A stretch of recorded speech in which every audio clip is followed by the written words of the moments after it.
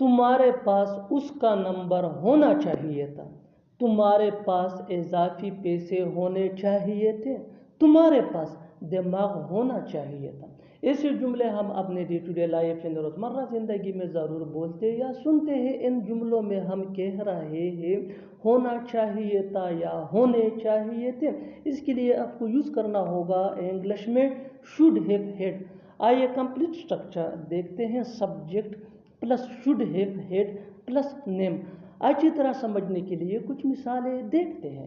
تمہارے پاس اس کا نمبر ہونا چاہیے تھا. You should have had his number. You should have had his number. تمہارے پاس اضافی پیسے ہونے چاہیے تھے. You should have had extra money. You should have had extra money. تمہارے پاس دماغ ہونا چاہیے تھا. You should have had mind. You should have had mind. بالکل ہم اسٹرکچر کو سٹیپ بائی سٹیپ فالو کر رہے ہیں. آپ بھی اسٹرکچر کی مدد سے سیکھ سکتے ہیں, بنا سکتے ہیں ایسے ہزاروں جملے انگریزی زبان میں آسانی سے. That can be really helpful for you. اچھی طرح سمجھنے کے لیے ایک اور مثال دیکھتے ہیں. One more example for better understanding. میرا ایک بڑا گھر ہونا چاہیے تھا.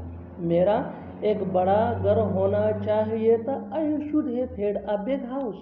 I should have had a big house. اور آخر میں یہ سینٹنس آپ کے لیے کامنٹ سیکشن میں اس کا جواب ضرور دینا. تمہارے پاس آئی فون ہونا چاہیے تھا. تمہارے پاس آئی فون ہونا چاہیے تھا. Subscribe to English PS for more advanced English sentences. Thanks.